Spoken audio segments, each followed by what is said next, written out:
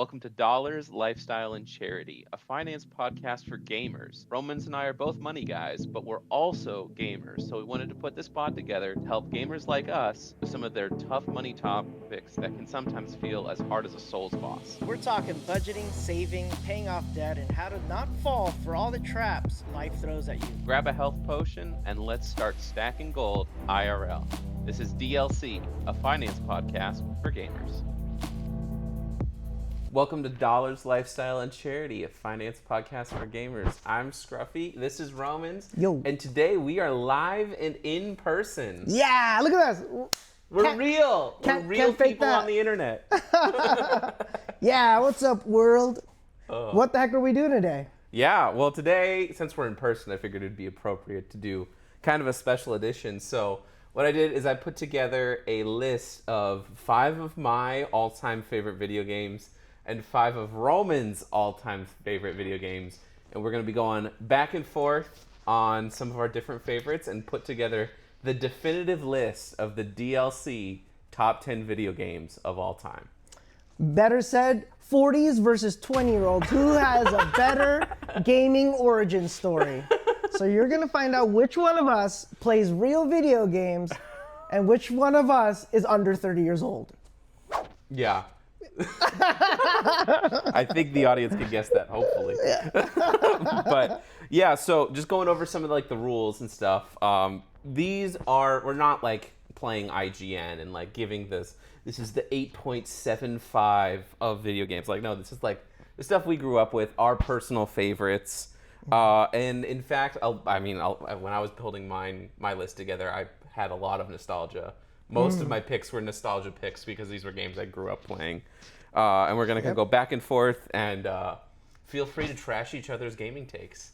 Yeah, in the comments, if you think mine is better than his, which is natural, feel free to do so. It's fine. I'm okay with it. He might be uncomfortable, but I'm humble enough to allow myself to be right. Thanks. And when the actual comments come and crush his list, and because mine is clearly superior, then we'll all bask in the glory of Scruffy's glorious video game takes. Absolutely. Absolutely. All right. Well, before we get into the actual list, I definitely wanted to see, because there were a couple games when I was putting that list together that were on the edge for me. Were there any games that almost made the list that you want to shout out? Yeah, so Legend of Dragoon almost made my list. I don't know if you've ever played that. There's another series, I think it was called Star Ocean.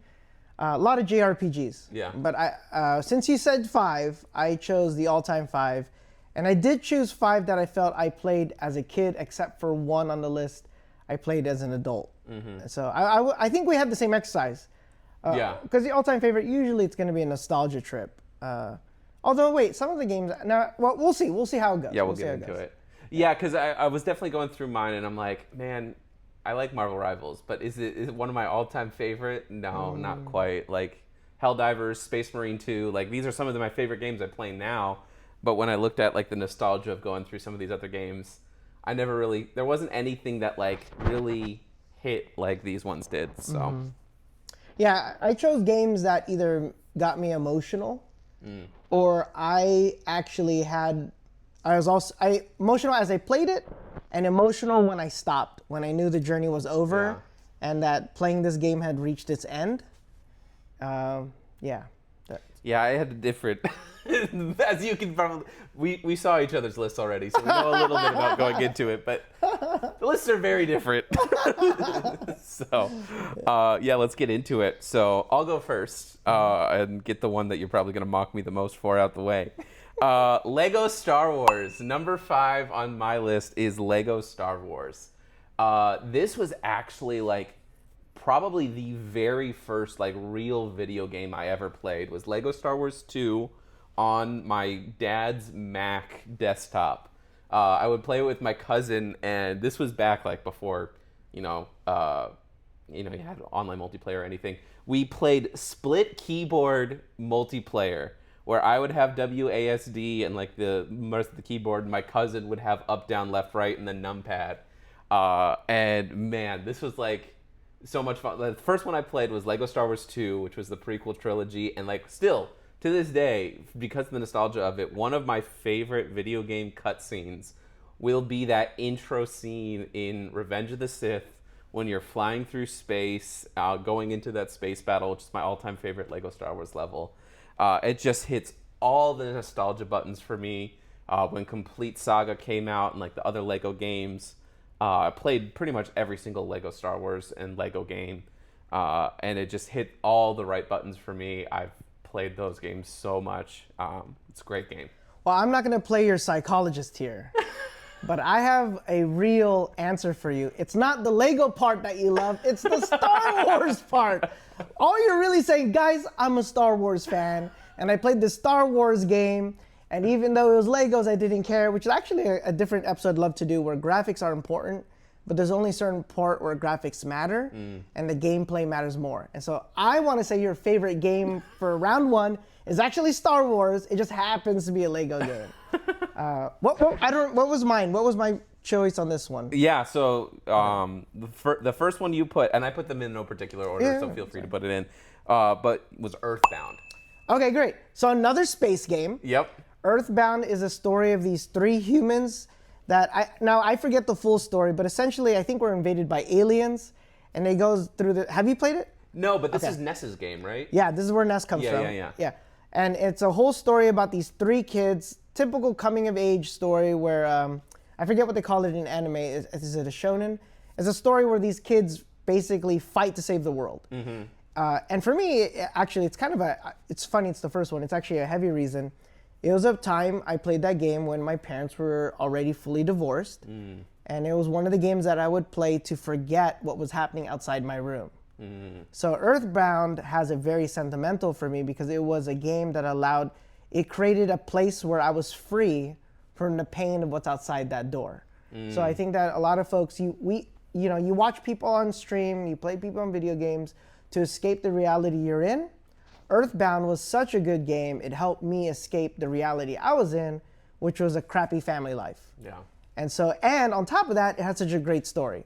But I forget the other parts. There's parts with the parents and all that. I can't quite remember the story. I think the mom is somehow in the story as well. She's like, somehow she's tied in. I can't quite remember it. But all I remember is that story, I cried as I played the game, and it helped me deal with the emotions of what was happening outside of the game. So it's a great RPG, turn-based, cool attacks, great grind of game. Yeah, its combat is very similar to that of like Undertale type of thing, right? Undertale I think is a little bit more weird. Okay. Yeah. Undertale I think is like 5. Earthbound is a 5 out of 10. I feel like Undertale is like a 10 out of 10. Okay. Like the weird stuff you have to do with the mouse cursor, the mouse is moving. But the attacks, I like the weapons too. Each character, like Ness uses bats, I think.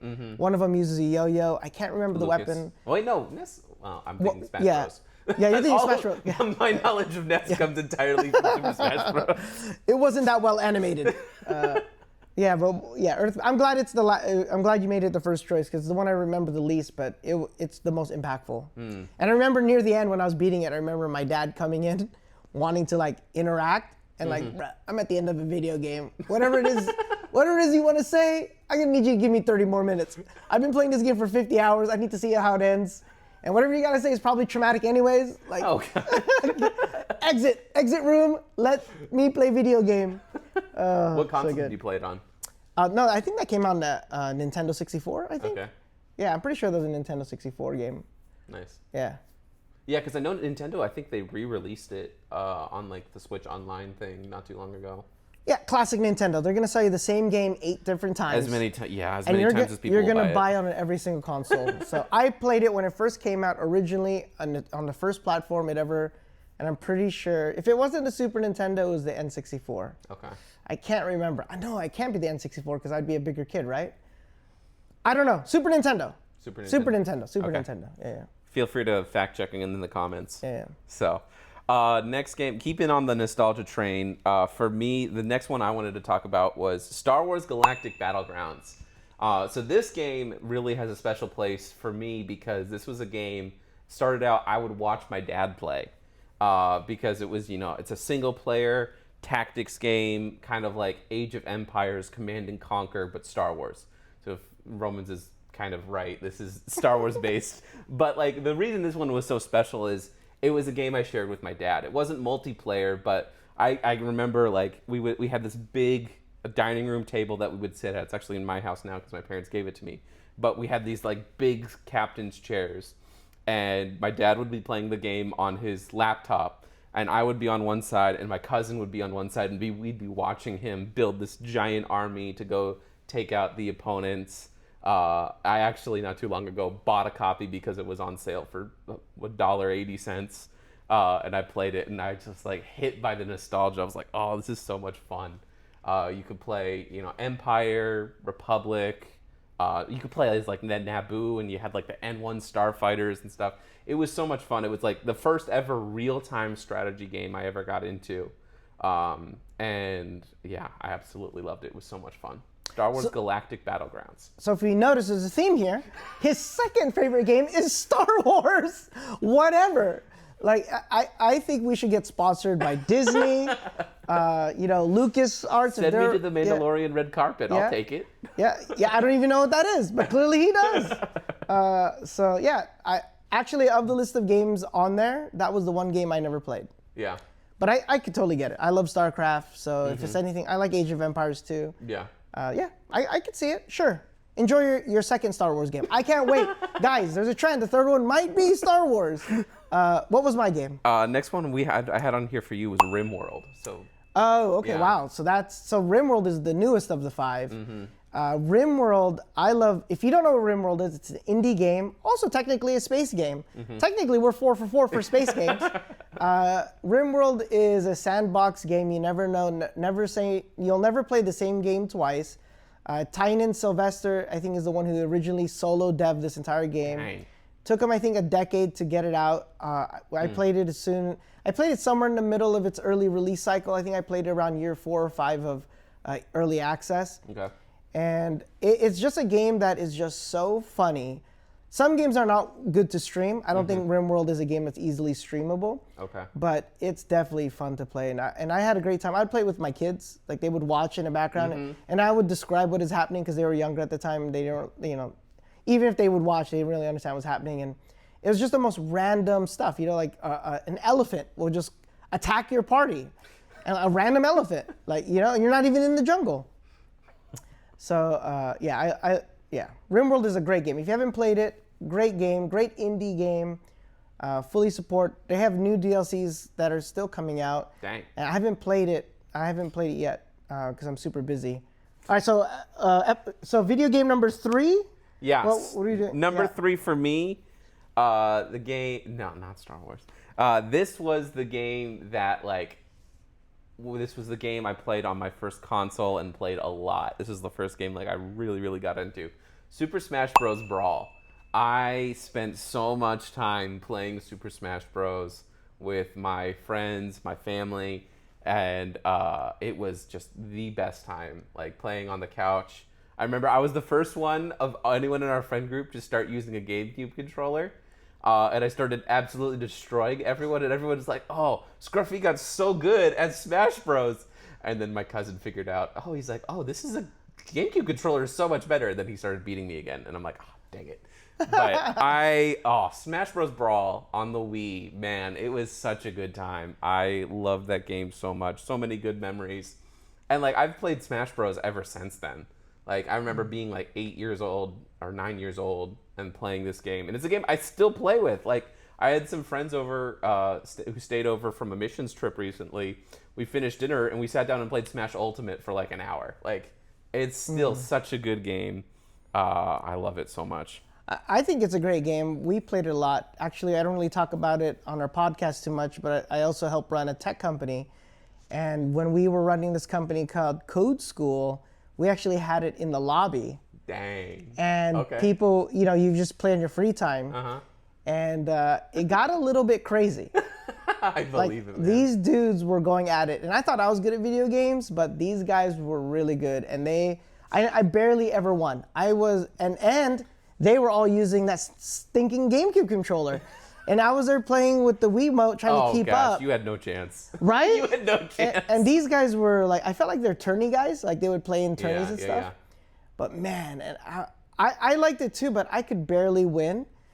And I never realized, because I was just a casual gamer. I wasn't even really gaming at the time, so just living vicariously through them. I had never seen players as good until that game came out. I'm like, this the whole, the theory of the half block or animation cancellation, all the weird stuff that they were doing. Their ledge grab or ledge guard. I don't know all this. They would fight outside, off the map. What felt like forever.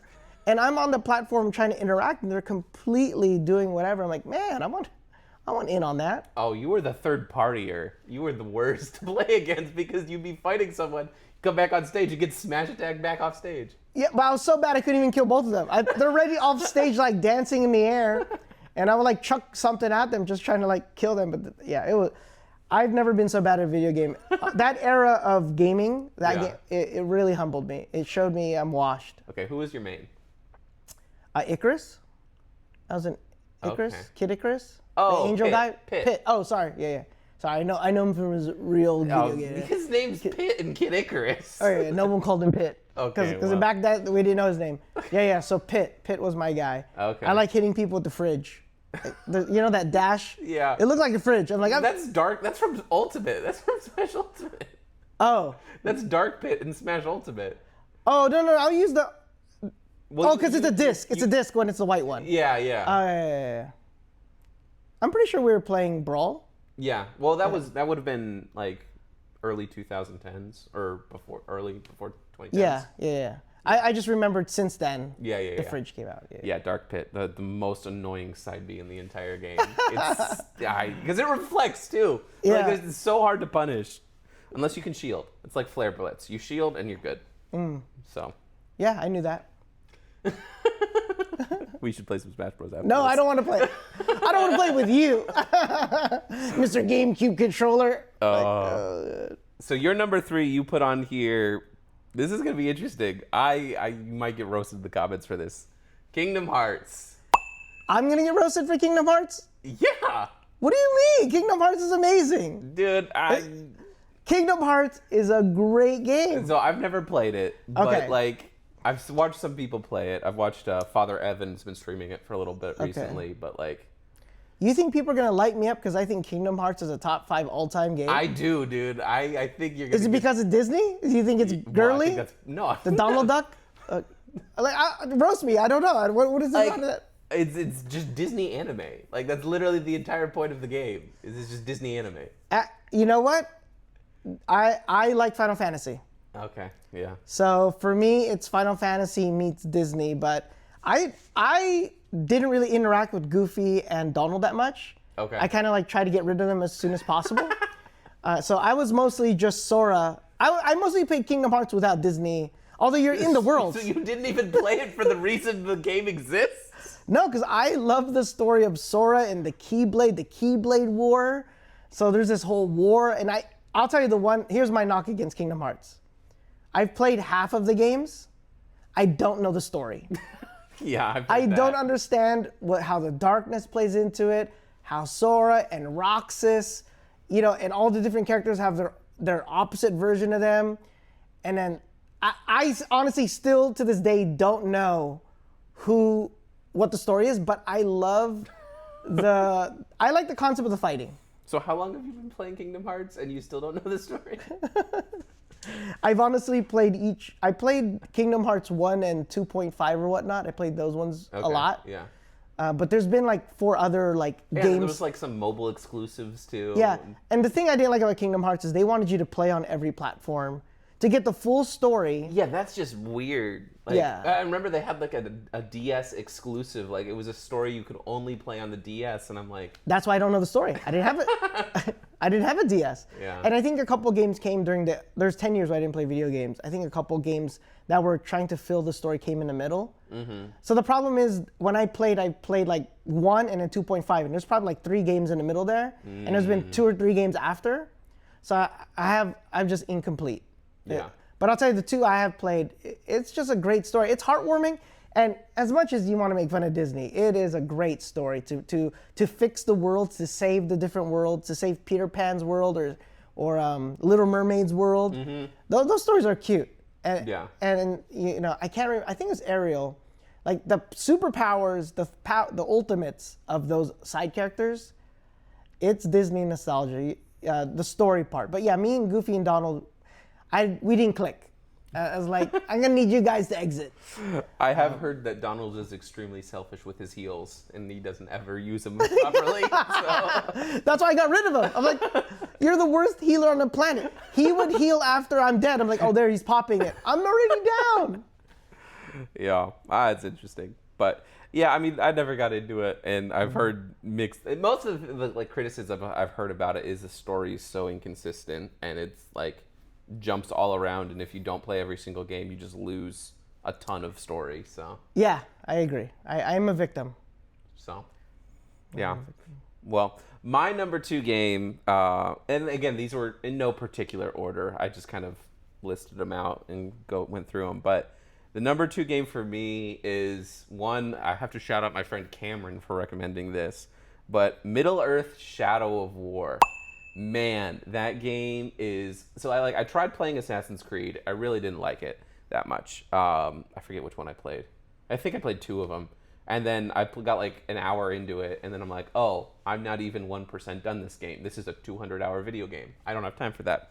But then I played Shadow of War, and oh my goodness, that game is so good. Like if you, it's not canon in the Lord of the Rings universe, but the story is so good. You get to follow a wraith or you get to follow a character that's being like kind of half wraith, half man, with the ghost or the wraith of Celebrimbor, and you're fighting all these orcs and then raising these orcs to fight for you. Oh, it's such a good game. And it's got endless replayability because all of these orcs remember every single thing you do in that game. Like this was the game the Nemesis system was built for, and then WB Games goes and like, nah, that's good, we're never going to use it in a single game ever again. You just build this amazing game where like you have like we have AI now. This was before like AI is so prominent. Like every single one of these characters remembers every action you take, if you killed one of their allies, if you spared one of their allies, like how they killed you, how you killed them if they come back. Like it just such a complete game. One of my favorite parts was going into the pits and like fighting my orcs. You could even do it online. You could fight orc captains online. Oh, it was so much fun. I love that game so much.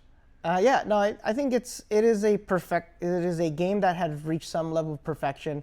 I do wish they never passed the patent on the Nemesis system. Yeah. Which we did a whole episode about that, and hopefully it's been saved. But I can see why that's a number 2 game for you.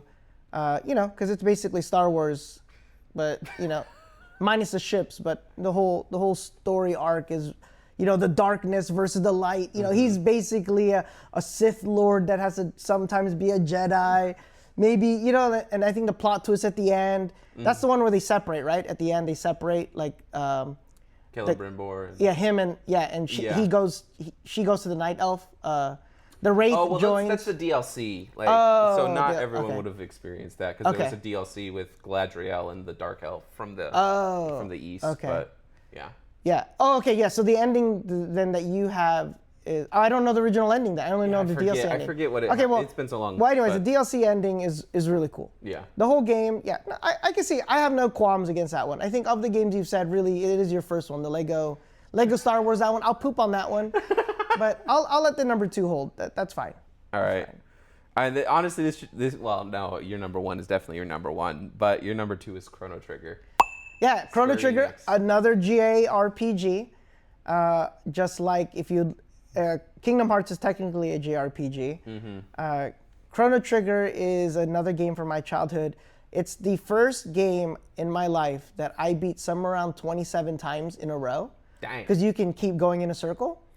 And I went, and the only reason why I stopped is in my day, the save files were in the video game. Mm-hmm. And if one of your dumb friends deletes your save file, you lose everything. So I gave the copy to a buddy to play, and he just saved over my file. Oh no. Because he didn't, he's new, and obviously my main file was the first file. Even though there was a backup file, he saved over that one as well.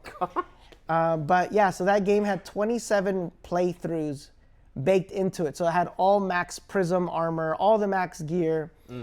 Because Chrono Trigger is a game where I think there was like 17 endings.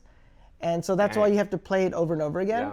You don't have to play it soup to nuts. Like, there's ways to beat the game early to get different endings. Basically, there's an end game boss. There's an end world boss, like Ragnarok type thing. And you can choose when to stop Ragnarok. And you can even stop it back in the Dino Age or in the Space Age. I guess it's another space game. Really, if you think about it, I wonder how many of our games are really space games versus non-space games. It depends on how you define space game, but yeah. Well, for me, a space game is anything that leaves Earth, right? As soon as that's space. Space is outside Earth. So right now, the only game we have that is not a space game is Shadow of War. Because you do go to space in Kingdom Hearts at least once. Yeah. Well, that's about worlds. Yeah. Kingdom Hearts is literally about different worlds, so it's all about space. Yeah. All right, well, okay, fine. So Shadow of Mordor versus space. Versus space. Tough one. Chrono Trigger versus Shadow of Mordor. I wonder if you're in the comments, which one's better, Chrono Trigger or Shadow of Mordor Dead Nemesis system? That's a tough one. I don't even know how I could choose that. It's hard to compare. Yeah. Well, I'll choose Chrono Trigger. Anyways, moving on. Of course. Yeah. I never played Chrono Trigger. I haven't played many of the Square Enix games. I did play Octopath Traveler, which is a Square Enix game. Fantastic. Did you like it? I really enjoyed it. I was mildly pleased. I wasn't like crazy about it. I feel like everyone's experience depends on who they picked first. Because I don't know who you picked first, but like the first playthrough, I picked the Thief. And he is such a trash hero to start with because you can't beat anything. And then I played it again with the Warrior as my first character, and then I could actually beat bosses. I think I was picky. 30 minutes in and I left. I never went back. Dang. It didn't hold my interest. You probably didn't even make it through the first person story then. I think the art style was too boring for me. Oh. The art, just the way they chose. It's kind of a calm, subdued art style. And I think I fell asleep. I was playing on the Switch in bed, and I literally, that's a bad sign. If I fall asleep, that's a bad game. All right, get on your game, Square Enix. You're putting Romans to sleep. Well, just that one. No. I think half my list is Square. Hey, Squaresoft, Square Enix. I will sell out for you. All right, so number one game. This actually probably is my number one game. This is by far the game I have, like, by far the most hours in. This is the only game I think I ever have put in combined over 1,000 hours in. That is Civilization. Technically another space game because if you go to space, you win. That is a win. That is a win condition. That is a win condition. But man, Civilization. So my first Civilization was Civ 3. Played that. I never actually owned the game, but I played it at my uncle's house because he owned the game. And I played that game so much, man. Me and my cousin would play all the time. I loved experiencing the different civilizations, figuring out different ways. Figuring out a way to win a cultural victory was so infuriating because it was so hard to actually get there. And then you had Civ 5, which introduced a lot of the new systems. And then you have Civ 6 and Civ 7, which Civ 7 made a lot of changes that I'm not sure about. I've played through like only 2 games of Civ 7, and there's some things I like about the different age system, because if you don't know, Civilization is a game where you play as a civilization. You go through time, and in order to win, you have to either have just the most points and have a time victory, you have to go to space, you have to win a domination victory by conquering every other civilization, you can win a cultural victory by having like the most influential culture, and there's a couple other ways you can win. In some of the later games, I think Civ 4 and on, you can have a religious victory if you convert the entire world. Different things like that. That was very controversial. I remember when they put that in, that got a lot of controversy. They're like, you win life if you convert the world to your religion. But that is reality. Yeah. But in Civ 7, they changed it a lot, where they put it into different ages. So you pick like a leader, like you could play Benjamin Franklin, but you pick different ages. So you start off in like the Stone Age, Bronze Age, and you're like playing Benjamin Franklin as the leader of the Romans. And then you go to the Middle Ages and you can pick like England, Germany, France, whatever, Spain. And then you're still Benjamin Franklin leading that. And then you get in the later age, you can pick like China, Japan, America, Brazil, stuff like that. So that's very different. It's a departure from it, so I'm not really sure how I think about it. But man, I have played so much Civilization over the years. Actually, we talked about it a little bit in one of the previous episodes. Like, you learn how to budget. Like, you learn how to manage gold. You learn how to manage happiness and how to like do a lot of stuff. And I really, really enjoyed it. How old were you when you played Civilization 3? For the first, I was probably 6. You liked Civilization 3 at 6 years old?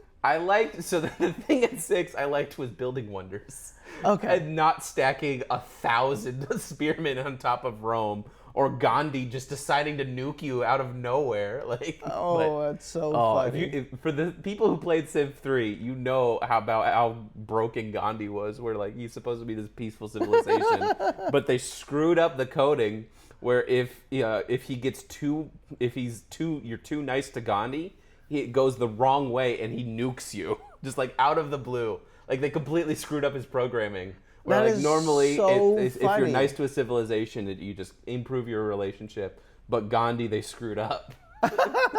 So So Civilization 3, I played 1 was the first one I played, but then I played 3, and 3 was the one that absolutely sold me. And I didn't tell you this, but Civilization was on my top 5. really, I removed it because the other games hit harder.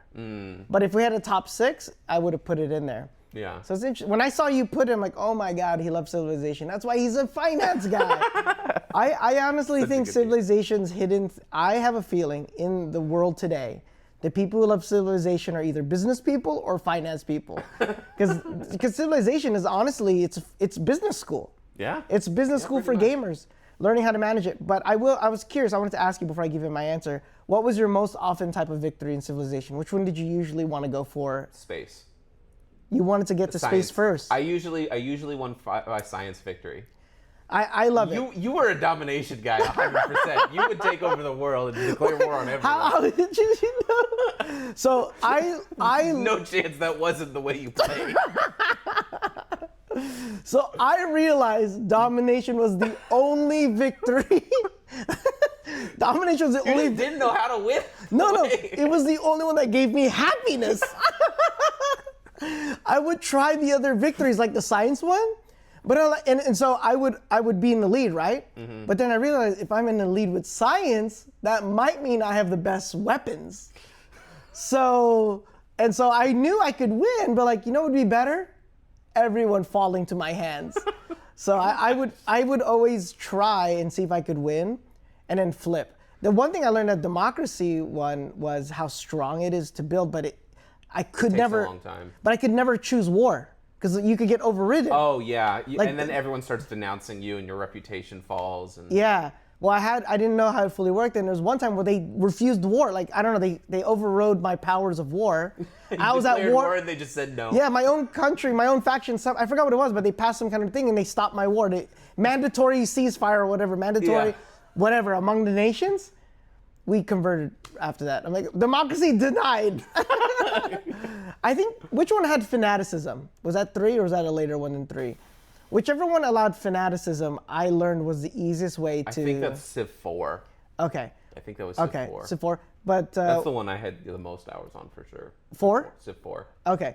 Well, fanaticism was super funny because you pump out those little fanatical warriors. Mm-hmm. And that was. I can't remember. Yeah. It's been a minute. But Civilization 3 was the one that I fell in love with Civilization. So interesting. And I think I too have 1,000-something hours. But I, obviously, by age, I was way older. I think. The first Civilization 1, I think I was around 10 or 12 years old. But whenever Civ 3 came out, that tells you how much older I was. 16, 17, 18, something like that. I was definitely very intelligent to not have to choose war.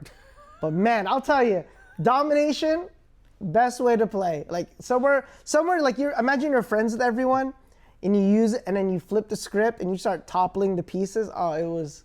Who was your go-to Civ? So I don't think I was smart enough to know that there's different buffs to them. I would just choose them based on looks. Like I would choose the Japanese dude if I felt like it. Yeah. I honestly played around. I don't remember paying attention to the pros and cons. Like the whole Gandhi thing, I never knew that was a thing.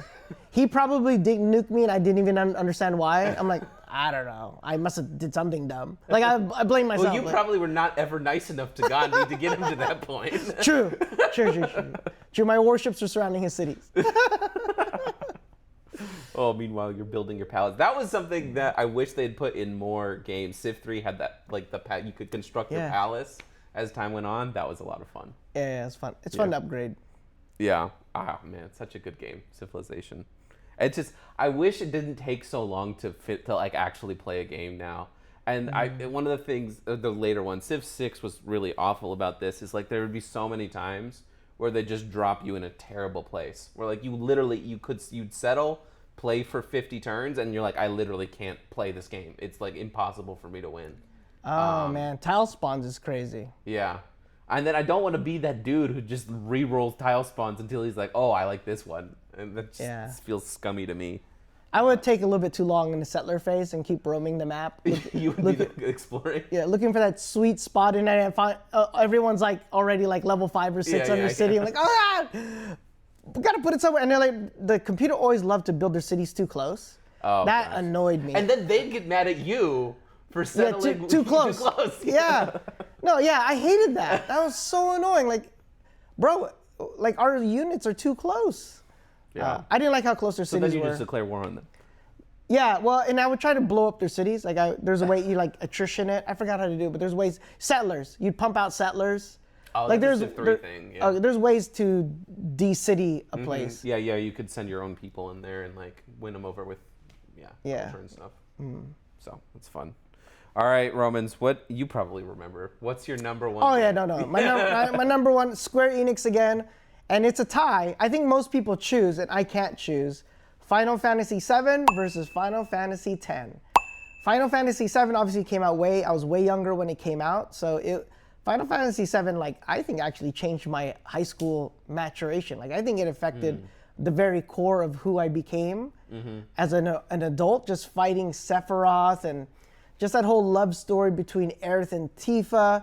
And I was always on Team Tifa, like, Aerith, whatever. And, like, everyone's like, oh, Aerith should never have died, blah, blah, blah. I'm like, bruh. Spoilers, okay. The game is, like, 20 years old. If you don't know Final Fantasy VII, like, the original storyline, it's been 20 years. Wow, I can't guard your secrets. But some folks, people still get bent out of shape that Aerith shouldn't die. And I haven't played the remakes. I have a secret thing where I'm waiting for all the remakes to be done. I might be 80 years old by the time they all come out. But when all the remakes finally get done, I'm going to go on a personal vacation away from everyone.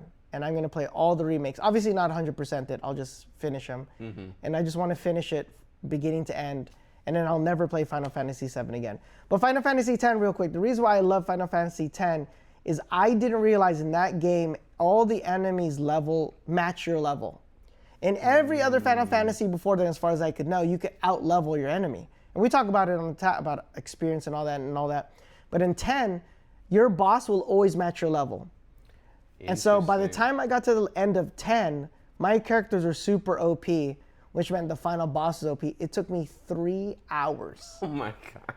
I played the final boss for 3 hours straight.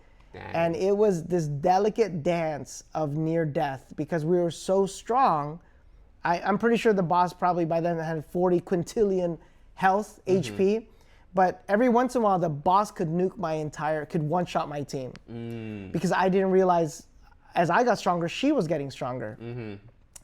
But I felt it, and it was just a cool moment of just I was in college, and I felt like I was fighting for my life. I honestly felt like I was fighting for my life playing Final Fantasy X. And when I beat that game, the euphoric feeling, just imagine being in a game for 3 hours and winning.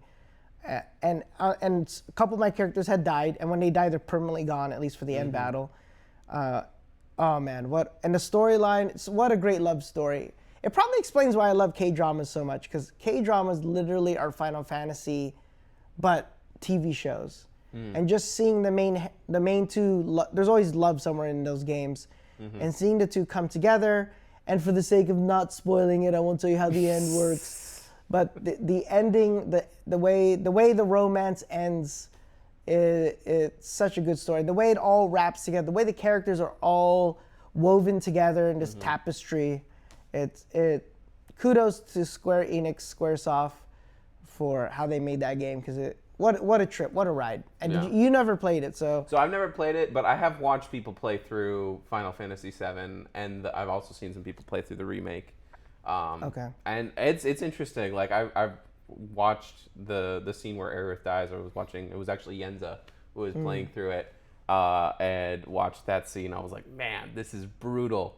After watching that whole story and stuff. But yeah, it's pretty. And a game has stood the test of time when they're making 3 or 4 remakes of this game 20 years later, and everyone's super excited about the remakes too. I can't believe how much they've pillaged the same content. Imagine selling the same thing every year, and we keep buying it every year.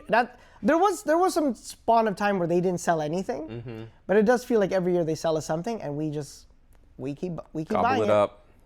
Yeah. I'm pretty sure if you have to choose between your number one, which is Civilization, great choice, versus Final Fantasy 7 or 10, depending on which way you lean, I'm pretty sure my number one is way bigger than your number one. But I would say mass appealing, yes, but I mean, I never played the game, so I can't say it, but Civilization is a perfect game. Yeah, well, RimWorld is my version of Civilization. That would have been interesting if you paired RimWorld versus Civilization. Yeah.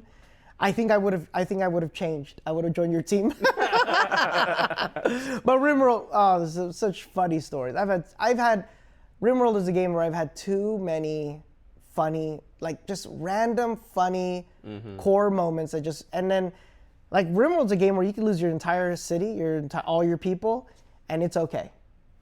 I haven't played another game where losing is cool. Or, what a great way to lose everything. That's interesting. Yeah. Very cool. Well, I'm just gonna run through all of our games real quick to get the full top 10 list. So we have Lego Star Wars, Earthbound, Star Wars Galactic Battlegrounds, RimWorld, Super Smash Bros., specifically Super Smash Bros. Brawl, all the Kingdom Hearts games, even though you've only played 3 of them. Then we have Shadow of War, Chrono Trigger, Civilization, and Final Fantasy VII / Final Fantasy X. So be sure to, I'd love to hear what you guys think. Pick your top 3 of all those games. What games of those you guys loved. And if we royally miss something, be sure to drop it. But it actually has to be a good game. None of this oh, you guys didn't talk about what's a terrible game. Clair Obscur Expedition. Okay, all right. I mean, it's a great game, but I wouldn't put it top 10. God. But it's a good game. Highguard, yeah. Concord. We did bring up Concord. You have to bring up Concord never forget. Never forget. Now never forget Highguard, because that's gone now too. So. No, Concord's way funnier to make fun of. Yeah. Highguard was just boring. Concord was actually bad. Awful. Oh, well, let us know what games are your favorite. But until next time, this has been Dollars, Lifestyle, and Charity, finance podcast for gamers. We'll see you next time. Bye. Bye.